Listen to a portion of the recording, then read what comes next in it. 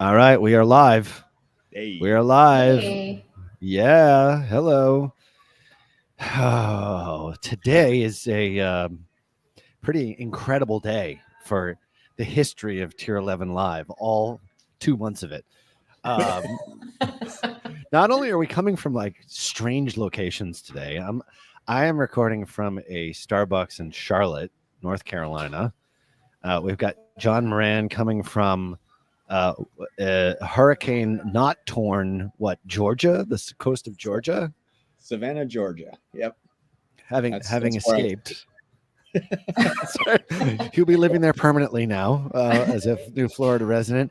And our special guest, which we've been teasing all week, I know you guys have just been dying of anticipation, is none other than Lauren Schwarz, the newest member of Tier 11, formerly of Loft 325, the incredible, amazing, brilliant creative agency that we joined forces with and announced this past week. So, welcome to Tier 11 Live for the first time besides just me and John. It's about time somebody else did something on this show, other than just me and him. Lauren, and welcome to Tier 11. Yeah, thanks. Thanks for having me. Thanks for having me on the show. Thanks for having me as part of Tier 11. All the things. Well, you're bringing a hell of a lot more class to the whole organization just based on your background and the fact that you're not, calling in from a coffee shop with people walking by behind us. But anyway, today's show we're going to be talking about we've been very traffic focused. John Moran, we are guilty of this. Me and you are traffic guys, although I am a bit of a creative.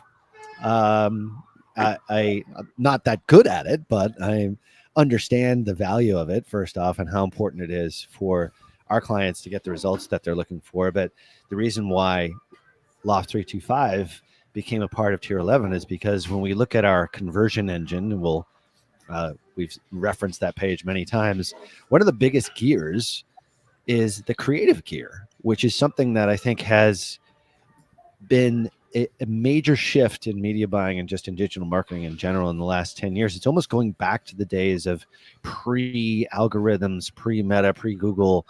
And in the last few years, we've actually sort of gone back more towards the differentiation in marketing, the differentiation in message, how you actually approach cold traffic audiences with a hook that pulls different avatars, different ways in which to approach the same problem or create a solution is all done through creative. And on the back end, it's the mechanics of that are done through media buying. So the two of them work in concert with each other.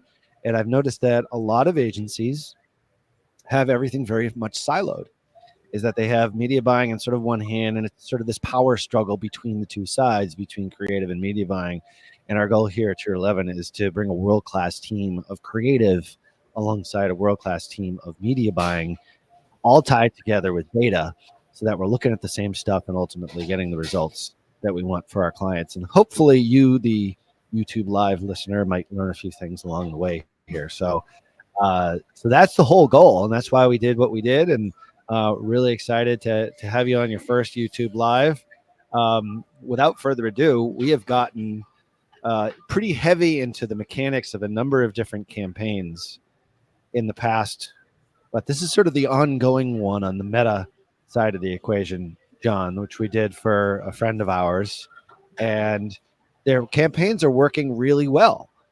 Mm-hmm. But what we noticed is that they could probably use a significant facelift and or conversion lift if they maybe up their game on the creative side. So today we're going to be delving into that campaign, which you can just give a little bit of a summary on for people who are not familiar with it. You can obviously go back and watch the previous Tier 11 Lives. And then Lauren is going to give her real-time critique, and or we might even do some special things here. We might even create some ads for these guys, sort of just as a case study here. So, John, maybe if you could kick it off and just explain, what this campaign has been all about, what the company is, what they're trying to do, and just sort of how you've been able to get them to a certain level of scale thus far. Yeah. So I'll hold off on sharing screen for a moment, but the company is a supplement brand in the pet wellness space. They focus on both dogs and cats, probably about a 60-40 split between dogs and cats, sometimes 70-30, but dogs usually just perform better. People just care about dogs more often, apparently, is what it seems like. But what we're doing is using a sort of a creative testing framework, but as our main campaign. So usually creative testing, you run like an ABO, which is an ad set managed budget. So each ad set spends a specific amount of ads of ad spend per day, rather than having the campaign dictate which ad set deserves the ad spend. And what that does is it forces Meta in order to find cold traffic and see what campaign creative is going to work best. And it's all to the same audience, all the similar audiences, really. There's no A/B testing yet. Right now, it's just more creative testing and scale.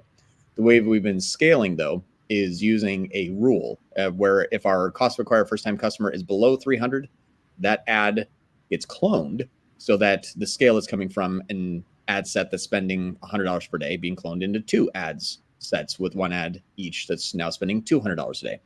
And if it's above a $300 NCAC benchmark, it gets paused. So long story short, focuses on cold traffic, has a good structure to it, has good rules to it, has good control and good scalability. And it has been performing very, very, very well, from $22,000 a week to $65,000 a week in the last 2 months, with only 11% increase in our cost to acquire first-time customer. But as long as these campaigns have been performing, the creative has been mostly UGC.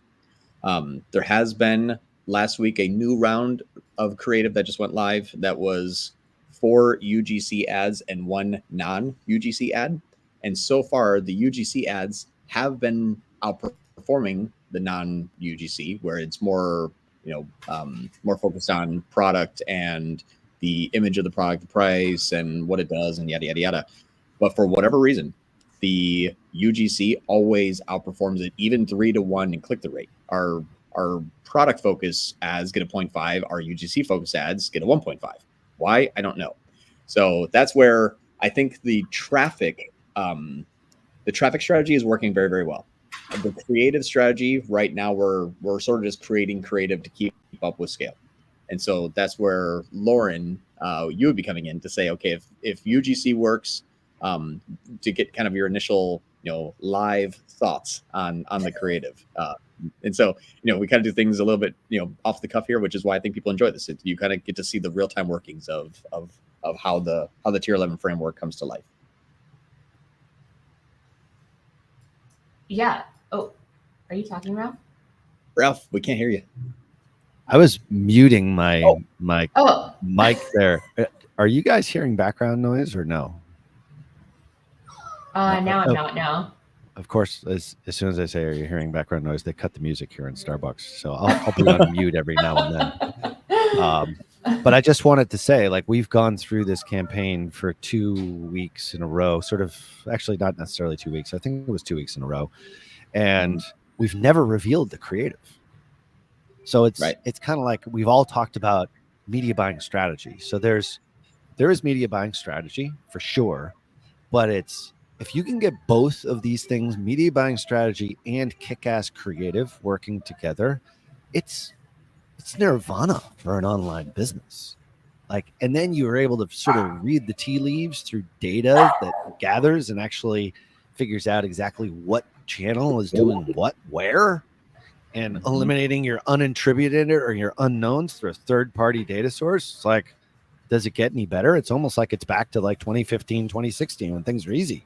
So that's our goal here, is to not just get to a good level of success, but how does creative and traffic work together in order to just 10x? It's 1 + 1 = 3 as opposed to 1 + 1 = 2. And that's what great creative will really do. So maybe, John, you can, reveal the creative at some point in time. But I just wanted to say that because I think a lot of the folks that are on this call and have been in the last few months have been very traffic related. And it's time to sort of shift your focus a bit. If you're traffic centric, there's much more to the world and much more to success than just a cool traffic strategy, because the creative is so vitally important.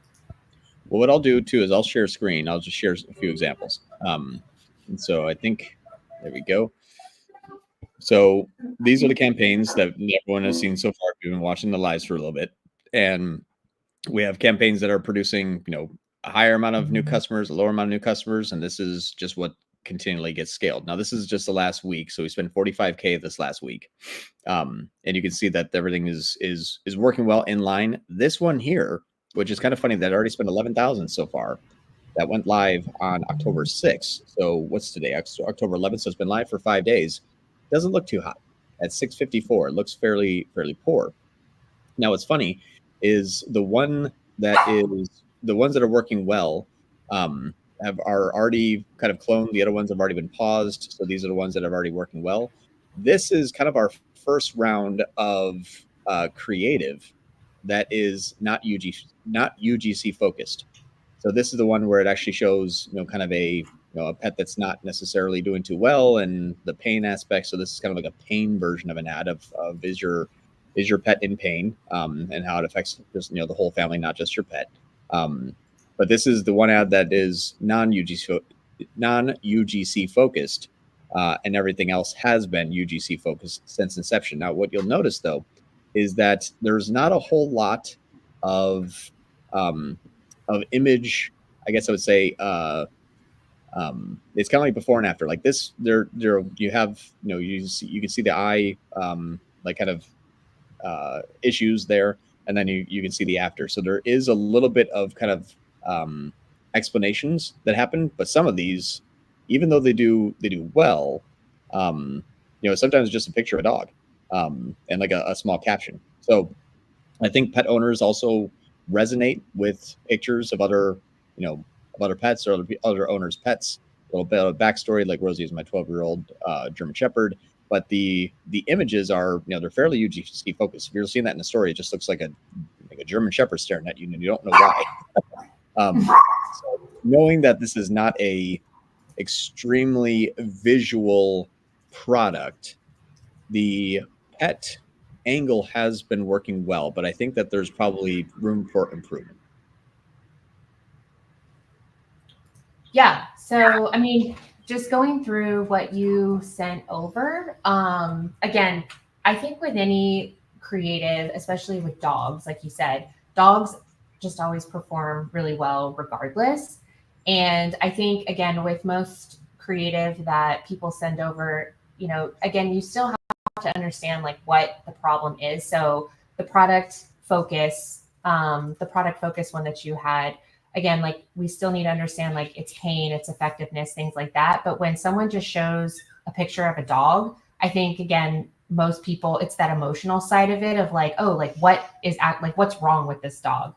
So I always lean into more of the emotional side of things, especially when it comes to creative, because again, if you can, you're going to get those people who, one, obviously want to understand, like love dogs and just want to obviously see what the dog is. But then when you can, start to get on those emotional triggers of like, oh, like this is happening to my dog, or, the pain effects that are happening, whether it's like the immune system or joints and, achy bones or whatever it is, like people then will click on it and it just starts to resonate with them. So it is interesting that, well, it's not interesting, but UGC always just does better anyway, especially when it comes to dogs, because again, I think people just want to see what the effects are, like what the effects of happening to another person's dog and how they can relate to it. So it's that emotional side of it where they want to see the image of the dog, but then they can relate to it in the fact that, yes, my dog has this issue, or yes, my dog is getting older and could have this issue. So I want to prevent that, because again,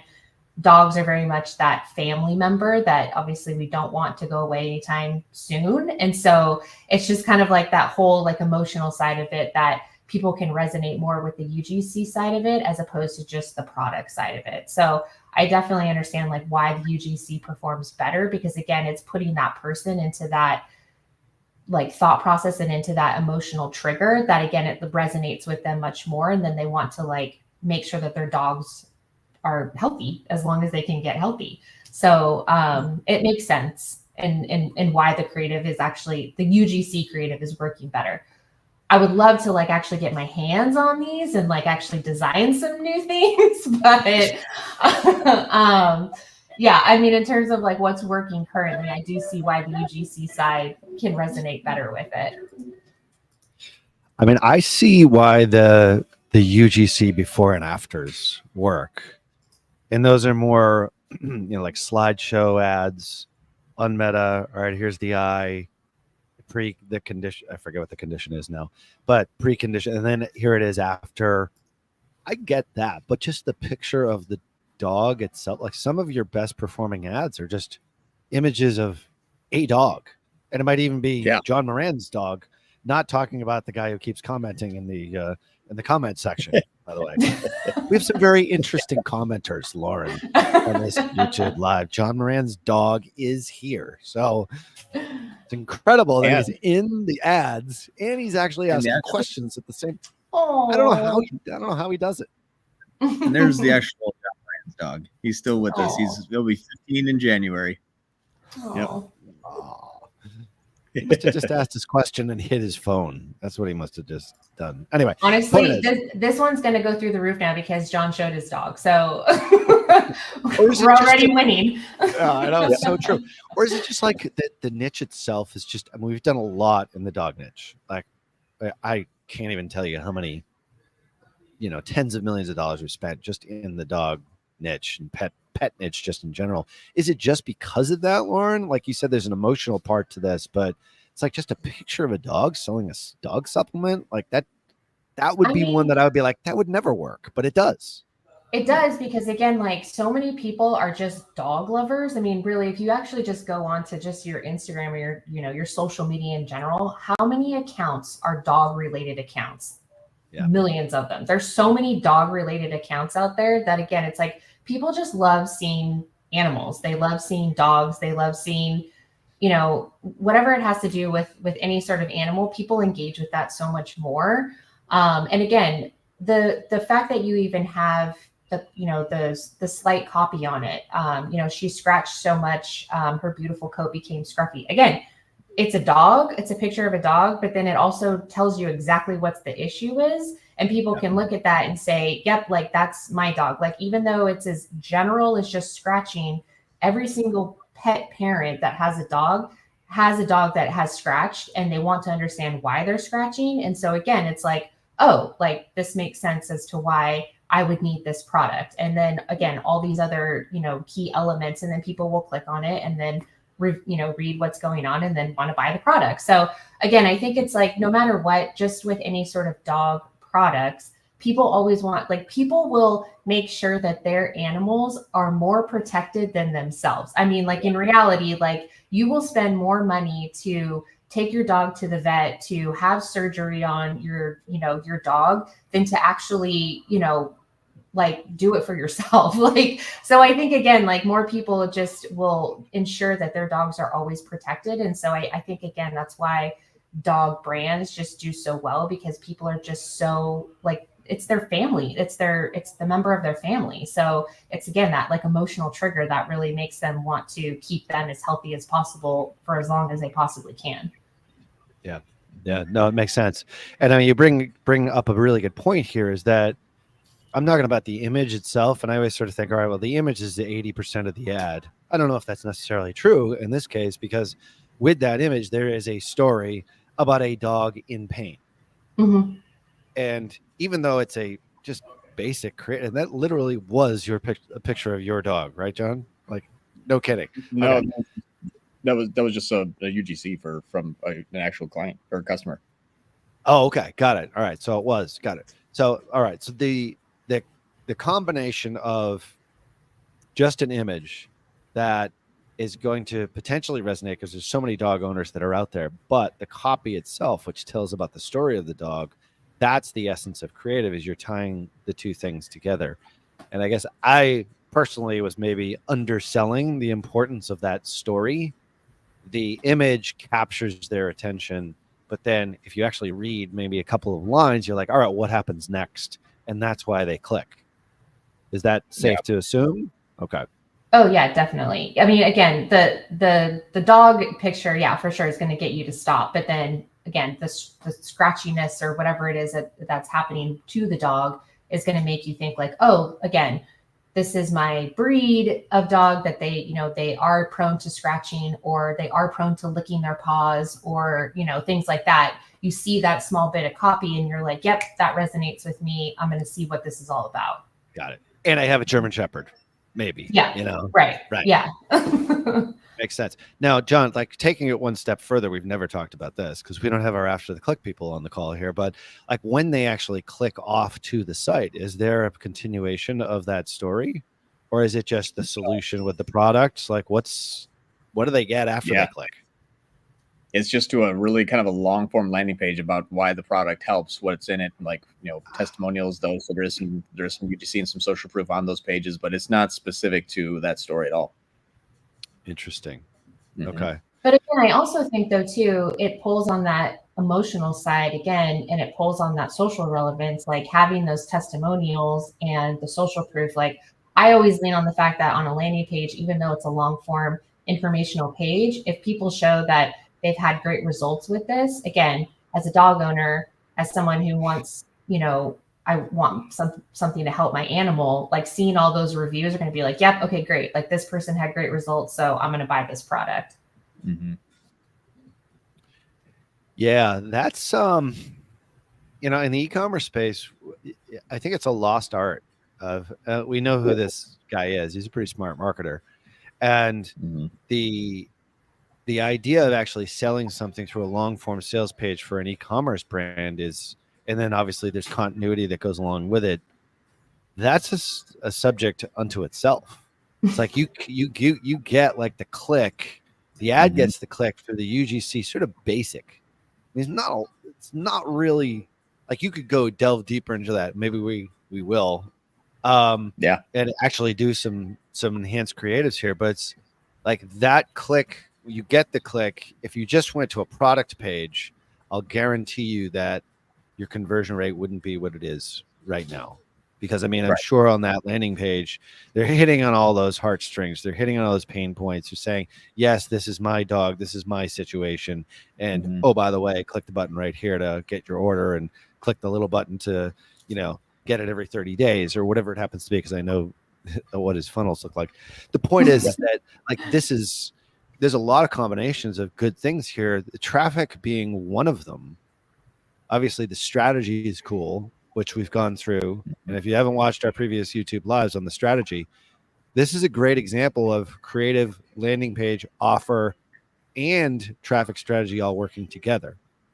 The question is, can we improve one of those elements on the creative side to get even more clicks to pre-sell them so that it's a foregone conclusion that once they actually do click through, they're like, all right, I'm already sold. Or at least I'm partially sold. Yeah, I'm halfway there by the time I got to the site. Right. So how important is that from a creative, like when you're looking at creative, Lauren, and you're working alongside traffic teams. Now you're, you know, obviously working alongside our teams, but you do work with other agencies, you know, through just some of the individual clients you have. How does that interaction happen? Like, how do you get your data to be able to say, okay, this is something that's working well. I'm going to iterate on that, but I also have these other ideas because we've done all this background information, the creative strategy framework, which we talk about all the time inside Tier 11. Like, how does that sort of work? Like in an ideal scenario, how do the creative and traffic teams really work together? Well, yeah, in an ideal world, they would work very closely together. Sometimes, obviously, that doesn't always happen. But really, like on our side, we need to make sure that not only are we telling, again, that emotional story and making sure that we're, you know, showing the, you know, trying to pull on those emotional triggers, trying to get that, you know, hook in terms of like, what is that hook? How can we get people to stop in the scroll? What copy are we using that's actually going to resonate with these people to get them to click and convert? But with all of that, though, we have to make sure that our messaging is also going to be aligned with what traffic, where they're actually going to be serving those ads to. So if I give, you know, let's just say, for instance, if I give John, you know, a piece of creative that it's not really, you know, I mean, I know it's broad, but again, it's like if he's looking for a certain type of creative that he wants, I need to make sure that on our side, we're giving him that creative in order to put in those specific campaigns so that he can tell that story to that audience. So again, it all needs to work together. The creative needs to flow with the traffic in order to make sure that we're hitting the right people, we're telling the right story. We're also pulling in those new ideas of, okay, well, I want to test, a new angle. How can I go about testing that? And making sure that I give that to John so that he's able to test those new angles along with iterations that we want to, test as well. So again, I think it's a flow that has to work very cohesively together, in that we want to make sure that on the creative side, we're giving new angles for testing, but then we also need to make sure that we're looking at what's spending, what's the click-through rate, what's the hooks, the thumb stop rate, things like that. Like, we need to make sure that all of those are working on our side in terms of the creative to see if we're, getting what we need to get done. And then if it's working in that sense, then we can then start to iterate and make new creatives. Let me ask you this. Is it the job of the creative team to be proactive in suggesting new ways in which to approach particular audiences? Like, no two audiences are necessarily the same. I mean, we really look at them as cold and warm, and hot are like the people who have purchased previous customers. So there's the warm people that are somewhere in between, levels 2 and 3. We used to say 2, 3, 4, 5, or 2, 3, 4. Now it's level 1, which is cold traffic, and then there's warmish traffic who has visited the site before, which we all know the algorithms want to circle the wagons on those, traffic points, both Google and Meta and pretty much everybody, because that's the easiest stuff to convert. But when we're talking about like cold traffic, like, that's the thing. It's like, everybody used to make fun of me because I used to do these videos because we have cracked the code on cold traffic, because we figured out all these ways in which to actually use video when we're not using video on Meta ads. And it's like, holy crap, all of a sudden we were converting like crazy back when all you had to do is just put an image in an ad and you'd still convert. The point is that, like, how do you actually, is it the job of the creative team to be proactive, or is it more of a team? Because you have to be able to understand media buying on the creative side. And I think media buying needs to be able to understand creative and what it brings to the equation. Right. Whose job is what, and where's the dividing line between the two? So again, I think it's hard because I don't want to ever say that like there needs to be a dividing line. I feel like it's different in how you're looking at things. And so with who we work with in our media buyers, like, we work very cohesively with our team, because there shouldn't be a dividing line of like, media buying says this and creative says this. Like, you have to work together. That's the whole purpose of the team, is that you want to make sure that the creative that I'm giving you is going to work in your campaigns. And so I never like to say that there should be a dividing line, but I do think that the creative strategist needs to understand what the media buyer is doing, because yes, the creative strategist should be able to come to the table and say, this is what's working in terms of creative. I'm going to give you the iteration. I'm going to give you the new concept. Like, they need to be able to come in with valid results in terms of the data that they're looking at. So on our side, on the creative side, Brenda, who's our creative strategist, she's amazing. She literally comes into every client call with, these are all of my suggestions for all of the iterations. This is what I want to do. And then again, these are our new concepts that we're going to be sending over to you. Like, how does this align with like the strategy that we're working towards? And from there, the media buyer will say, yes, like, let's add these iterations in, like, or, give their thoughts in terms of how the new concepts are going to work. And then really, it's just super collaborative. Like, that's what the goal is that you want the creative strategist and the media buyer to be very collaborative, because at the end of the day, the goal is to get people to purchase. So if they're both on separate pages, then it's like, at the end of the day, it's just not going to be a cohesive team. So from a creative strategist standpoint, they need to understand, like, if we're retargeting audiences versus cold traffic audiences. But then again, like, cold traffic is never really truly cold. Right. It's like lukewarmish, at the best case scenario, because you're still gonna, just the way the algorithms work. But everyone on this call knows that. So how much do they need to know? Like, I always sort of think the type of creative that you're going to churn the most is always at the top of the funnel, with people who don't know who you are, or maybe are vaguely familiar with the solution that you offer, or maybe you are one of 20 different solutions and they're maybe not even in the market for it yet. And your ad sparks that, oh, I didn't realize that was a problem. I didn't realize like my dog's eye, like dripping with that yellow gook, was an actual issue. Like those are the sort of the unaware that they have a problem audiences. Like, how does the creative strategist work with the traffic side, also knowing what level of traffic it is to be able to provide a solution to enhance results? So with everything within creative, like you still always have to think that you're talking to a cold audience, either like, even though it still could technically be a warm-ish audience, like we always think of our strategy as a cold, unaware audience. So most of the creatives that we, that we'll add into an account will be for a cold audience, and that they don't really know too much about it. So from there, I'm going to tell you about the gunk. I'm going to tell you why the gunk is bad, and then I'm going to tell you how to fix it. Within that, we can make 3 separate ads. So again, it's 3 separate ads talking about the same problem, but again, it's still a problem that I could share with you, that I could give to the media buyer, who can then go test it. From there, once they start going in and testing it, they can see which one is actually resonating. Is it the one that shows like that we kind of know what the gunk is and how we want to fix it? Or is it, I have no idea that there's even this, gunk that could be in a dog's eye,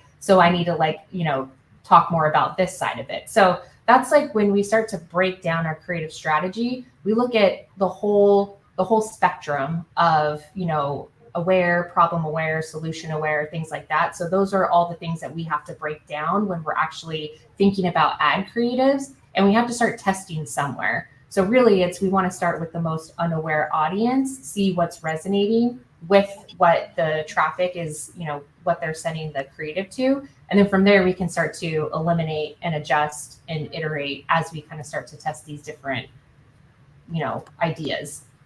Okay. Cool. So I'm going to put both of you guys on the spot here. Yeah. I guess this is my job, to make people uncomfortable. But so let's draw up the campaigns. Let's actually screen share the campaigns, because the ones that we have duplicated many times now, it's like, all right, there is going to be a point of saturation with those ads at some point. I don't know, like with open targeting, it's anyone's guess. But I guess if we sort of go to the best ads and we know at some point there's going to be creative fatigue, maybe how would you guys kind of work together and say, all right, well, what would be the next iteration? This is going well right now, but it's eventually going to fail. I've been saying this for 10 years. It's like, look at your best performing ads and expect them to be failing within the next couple of weeks, because it's always the case. With open targeting, that's a little bit off the table now. And this crazy dog audience, like dog owners are crazy as far as I'm concerned. I used to have dogs when I was a kid, but crazy in a good way, crazy, like passionate. So how would you guys work together here? Maybe can we show like the best performing campaign, and then specifically the ads, and then just sort of go through it and maybe troubleshoot it. And then we can get Lauren and her team on these, and maybe even introduce some new creative in a future show and compare and contrast results. Yeah. Actually, what's funny about this too is this one, if you look over the course of 30 days, the amount spent has slowly been kind of declining here. Went from about $2,500 in spend down to about $1,200 in spend. Our purchases are also starting to decay as well. What's nice about this is our cost per purchase has stayed around the same. And that's what I like about this model, is it's very controllable. One time we had an outlier here of something crazy, but for the most part, it's staying within goal, which is great. So this is actually where we started to see our creative that was working well sort of get scaled up to a point where it's going good, and then been slowly scaling down as, like you said, the creative fatigues. And because it is open targeting, it is very cold, but the campaigns are starting to fatigue. So these were some of our best performing ads here, which is Diane, Suzanne, Lori, That's pretty much it. Like these 3 ads here that have been cloned and have kept the same performance, but we can no longer clone them. There's more bad than good, and we're pausing more than we're cloning. But this campaign's already a month old, so it makes a lot of sense. But if we look at this here, from a traffic standpoint, I would say, okay, it's been cold traffic. It's all been under $300 NCACs. They've been cloned, sometimes up to 12 times and 15 times and 14 times. Like they're still being cloned. They're just being cloned less often. I think the one we've hit the most is Diane number 18. But you can see as soon as Suzanne number 14 has been cloned, it's still getting a $34 NCAC. So we're going to keep going until we can't go anymore. But I guess what I would say is if I'm looking at, let's just say this one here, the Lori one, this is for cats. And let's do this here. So for the traffic person, I have no idea why this one has been able to be cloned 18 times. To me, it's a picture of a cat. I'm like, that's awesome. It's a cat. Now this is where I would say, Lauren, why do you think this orange cat has been able to be cloned 18 times with an under $300, 18 times with an under $300 NCAC at $100 a day? So $1,800 a day is what this has been cloned to. My thought is it almost looks like it's high contrast, so it's eye catching. There's darks, there's lights, there's kind of things that are a bit blown out and a bit high contrast. It's an awesome looking cat. Orange cats are orange tabbies are usually something that is a little bit more unique. They're known for being a little bit more crazy. So maybe someone's like, I'm wondering if that's a video, maybe if the cat's going to start to do something crazy, or thank you so much for a fabulous product. My cat, John, has suffered. Maybe people just want to know more about the story, but I couldn't tell you for the life of me why this one works so well. So it's funny that, go ahead. The headline, my lab Sawyer has malignant melanoma. Like a lab is a dog. Yeah, that's what I was going to say too. I'm like, well, that's interesting because it says my lab. And I was actually going to go straight to the copy, not the actual cat. What's funny is this one, and you'll see this one's been cloned so much that it's been cloned a mistake since the beginning. Now, for the record, I didn't do this one, so I couldn't tell you why. But it's converting. What do you care? But it's converting. Yeah. So what's funny is this one is my cat John. Who names her cat John? Oh well, my cat John has suffered a sinus infection. This one says such a fabulous product, my cat John. This one says my lab Sawyer. There's just no content on the stories. It just says learn more, so it's the cat just hanging out there. But then my lab Sawyer sitting on. It looks like to me it's gonna fall into something, but it's kind of hard to tell. It looks like it's sitting on a beam, like it's taken probably from a picture looking up like that. Oh, up, okay. Oh, right. Okay, Mm-hmm. like you're in a barn and you're looking up. I see. I didn't get that. Yeah, I didn't either. It looked like it was actually gonna fall down. I thought it was gonna fall into something, not looking up at something. Yeah, maybe that's why it does so well. People are like, is that an optical illusion? I guess that's my question. So, Lauren, you know this stuff better than anybody. Like, why does an ad like that? It's seemingly like a nothing ad. I mean, no offense to these guys, but like this is not what you would consider like a classic ad. Yeah. I mean, again, I think too, a lot of it is things that look, again, native to the feed. Like people always, because it doesn't look like an ad. And so that's the other thing too, is that a lot of people, they don't want to be sold something. And so when stories, when reels, when, anything that looks native to the feed always does perform better too, because again, it's like, what is that? Like, why is someone showing a picture of their cat, which then intrigues them to want to click into it. So again, on stories, it just looks like a cat, but again, people might like the cat because they think the cat looks like their cat.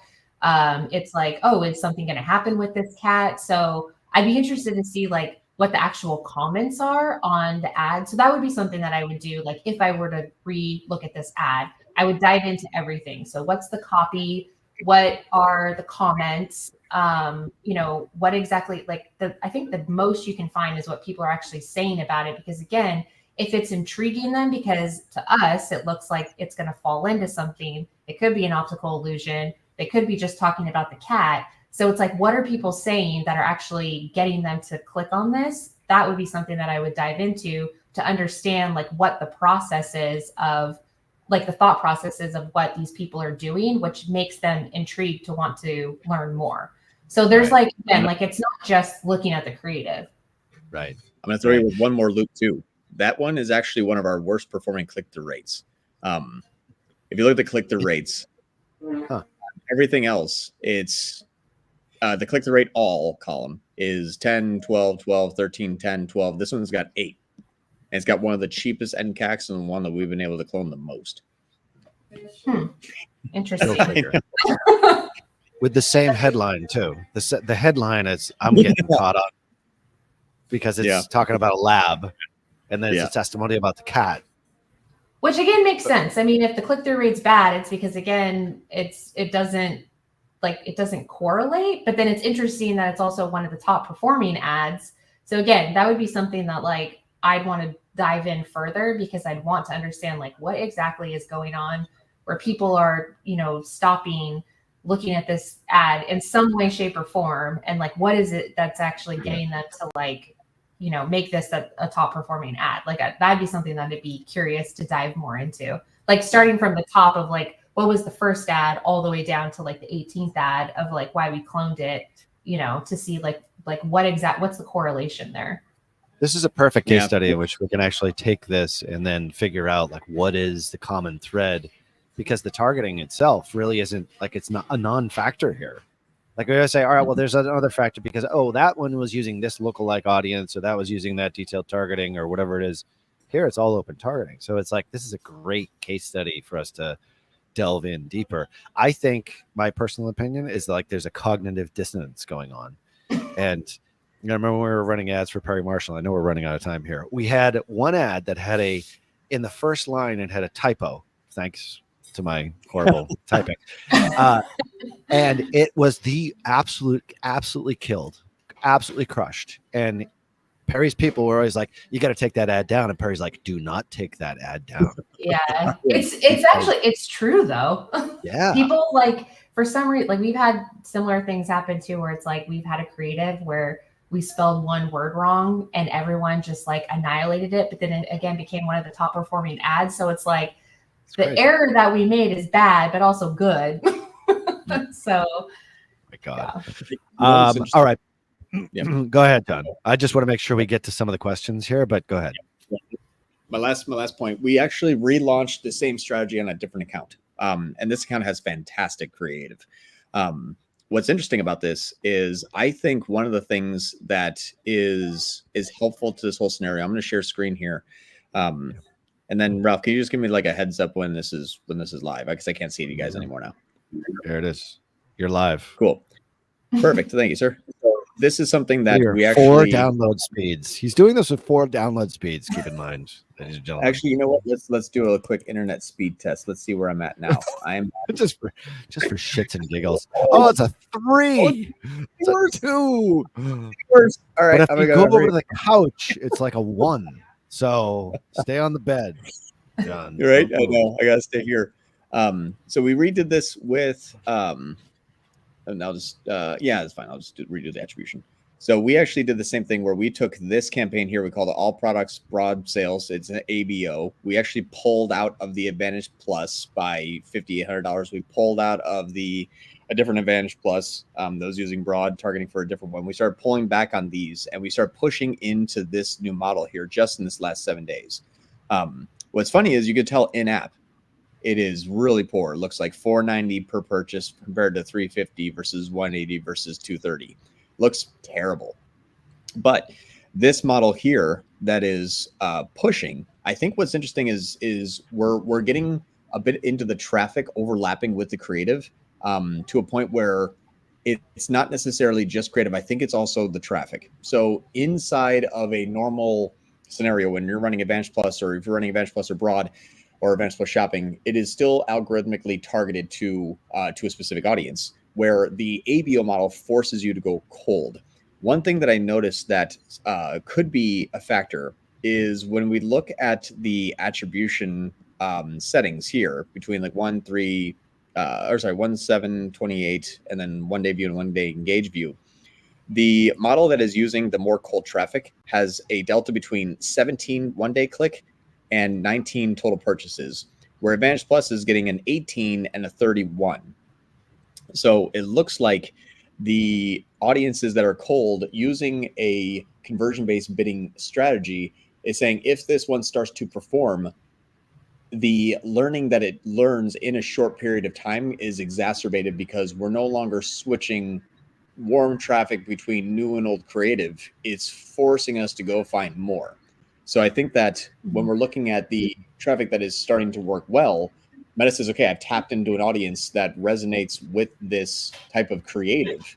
And it just keeps finding more and more of those people at Clone, because I think they're starting to resonate quicker from a click attributed. And that's why this is being forced so well. So when we're looking even at this one here, where this is something that's been cloned a bunch, slide 6, 6, 6, 6, 1.3, 1.2, 1.1, 1. I mean, it's all of these are all cloned the same way. And since we started this in this last 7 days, the top line performance has been fantastic. Last 7 days compared to the previous 7 days, we're 64% better in sales, 30% better conversion rate, 20% more orders, 33% higher AOV. And we're seeing at least just the social channel going up 154%, where Facebook specifically is up 248% for the same exact, users, basically a 10% difference. So I'm thinking that there is something else here that is at the behind the scenes, because this creative, fantastic. This one shot up performance 200% in the first week after switching over to it. But I think it's the conversion-based bidding strategy. When it taps into an audience, it no longer gets loved and then killed like you would with a CBO or with an Advantage Plus. It just, if it works well, it just locks in and stays static. And now it's going to be our job to just analyze this ad by ad and say, is there something unique here that people are tapping into? Yeah. It's kind of cool. That's why, and that's why, again, it's like, that's why creative needs to work with traffic in order to understand that and make sure that it works together. All right. So we are based upon what we have, we've only sort of scratched the surface on this ad campaign. We haven't really showed like one or two ads. But what I would love to see is a part 2 of this in a few weeks, where we go in and create some creative. We'll do this comped for Chris when I see him the next time. I'll take some cash and distribute it to you guys. But anyway, the point is like, we want to see what can we do to make the stuff that they already have a little bit better, and getting deeper, delving into it using the expertise of the creative team at Tier 11 in order to figure out, all right, at some point that cat ad ain't going to be performing. Like, we all know that is the case. But what are the elements of the cat ad with the dog headline that we can take in order to scale it and to get to that next level of growth? That's what I'd love to see, and do it through a professional organization as opposed to, just taking pictures from UGC, which is fine. You can certainly get to a point that way, but you also have to delve deeper. You've got a lot of data now that you can leverage in order to figure out what's the next iteration, what's the next step. Mm-hmm. So we will be doing a follow-up on this. I'm not exactly sure when, and even if it tanks, we're still going to show it to you here on Tier 11 live, because we're obviously broadcasting this from a Starbucks in Charlotte. We don't do this without a net, or we do it. Do we do it without a net? We don't do it without a net. All right. Well, let's get to some questions here. Are you guys okay with time if we go a little over, or we have a hard stop at the bottom of the hour? Okay. Because we got a hard stop at 10, but we can get through these pretty quick. Okay. We're good. Yep. All right. All right. So some of these might be traffic related. I think we're probably going to get more creative ones as they go along. Jose V asked this. By setting a TROAS target, is this telling Google to go after a level of traffic temperature, or is the TROAS purely to tell Google how much we're willing to spend on conversions? This seems like a John question. Yep, it's actually both. So a TROAS target, when you set a TROAS target, the less restrictive that target can be. So like 100%, 150%, the more that Google will get aggressive in their own CPC, but also the colder the traffic. When you start to increase your TROAS target, like don't spend any money on anybody you don't think is going to convert unless it's at a 400% or above, the audience goes from let's say 1 million people down to like 2,000. So when you set a high TROAS target, what you're asking Google to do is saying only spend money on people you really know will convert at this rate or above. So it's a much smaller audience, a lot usually warmer or even existing customers. So you'll get that result. It will just be at the sacrifice of scale. Makes sense. Michael Dodd, thanks for joining us from Denmark. John Moran's disciple, always a big fan of the show. Is there a difference between impression share? I have a feeling we're gonna have Lauren's disciples coming on here soon enough. Is there a yes? Hey, you already have your own Slack emoji. Yeah, I do. John doesn't even have one yet. I know, we got to make one. No, I know. He feels a little left out. Mine's really bad. It's really like I'm like shaking my finger at people. Nobody uses that one. All right. John Moran's disciple says, is there a difference between impression share, e.g. in the campaign view, and the impression share in the auction insights? So sort of. There's different filtrations. So if you're looking at impression share from a campaign level, that is going to be that campaign's auction insights impression share. Now, the impression share is good, but impression share is really only telling you how often you're reaching the audience you're trying to reach with the restrictions or non-restrictions you have put in place. Impression share is okay. Click share is going to be the better measurement of market penetration. Impression share means if you have a TROAS target of 1,000, like you are setting super high restrictions and a daily ad spend of $5, you might get 3 impressions and 100% impression share, meaning the people you're eligible to receive impressions from, you have received all of them, but you're only eligible to receive 3 out of 1 million. So just know that impression share is saying how much market penetration are you making with the audience you have structured yourself set up to achieve. Cool. Ollie Lee Boy says hello, by the way. Welcome, Hey, Ollie. Michael Dodd is going to follow up with a question here from Denmark. You guys talk a lot about third-party tracking. Wicked, can you recommend at what spend level you recommend start using Wicked or similar tools? We have a mix of channels, TikTok, Meta, Google. It's a good question, actually. Yeah. You know what's funny? I would say if you have enough ads, if you have a high enough ad spend to hire anybody to do it for you, like an agency, in-house freelancer, that's the time. If you have enough money to hire this out, that would be it, because it's not necessarily at a specific spend level that you're going to want to say, okay, this is when I need it. It's usually when you're handing something off to another person, you both are going to have to watch the same metrics, which is usually top line. But that person is going to be using a third-party attribution tool in order to know how much money to increase or decrease or adjust or reallocate, yada, yada, yada. That is going to be the point where you say, if I have to hand this off to somebody, I need to also see the same top-line metrics that they do and understand the reasons why they're making those changes. Yeah, I would say if you're single channel and it's simple, don't bother. I really do. Like, that's the only time I would say, like, I mean, I would say because of the cost of it, and I don't know how much you would get from it, and you're at a relatively low spend, like under like $20,000-$30,000 a month. Like it's going to give you insights for sure, but do you necessarily need to have it? What we found is when we go on multi-channel and there's a lot of things going on with the customer's business, it's absolutely essential.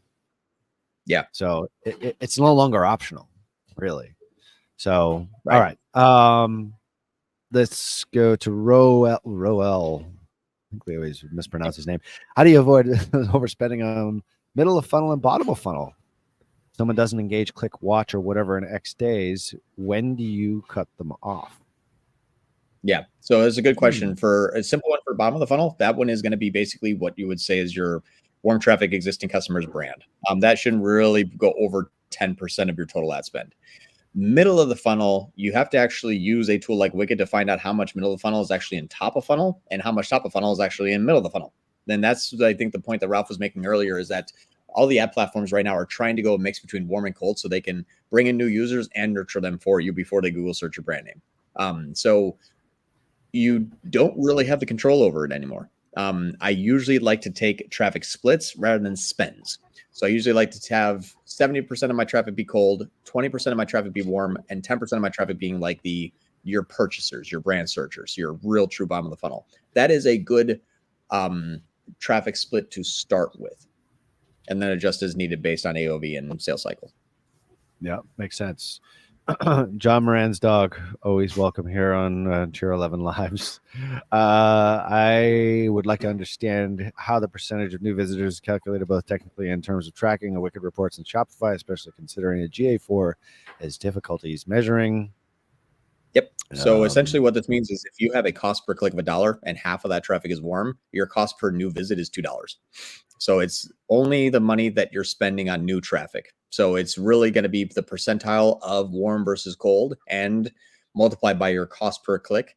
And that's what is going to be the cost. So that always just takes, if you have 1,000 clicks and 60% are, or that was an easy number, 1,000 clicks and 50% are warm, which means they've already been to your site, and it's $1 per click. You're paying $2 for a new visit. And it's the special sauce inside Wicked Reports, by the way, as to how technically it's done. But yeah, the kind of stuff that we show on this is actually an integration between 3 different platforms with an integration that's only at Tier 11. So we do have a little bit of a leg up on everyone else that's out there. But anyway, not to make anyone jealous. But, you know, if you are looking to hire an agency, we are looking for new clients. Allison Matthews, I don't know who she is. Love when the creative team and traffic team talk strategy. Yes, we need to do more of it, I think. Yeah. Lauren Schwartz's dog is going to be the next avatar, I believe. People asking questions. Larry Kolonik, if new campaigns are doing well in the learning phase, is because 1, you got lucky, 2, Google got lucky, 3, your exact match terms rock, no competitors. What is Google really doing in the learning phase? Yeah. If it's a campaign that can do auto targeting, you might have a situation which is number 4. You're going after traffic that was going to convert anyway. They've already been on your site. Things like Performance Max and Demand Gen.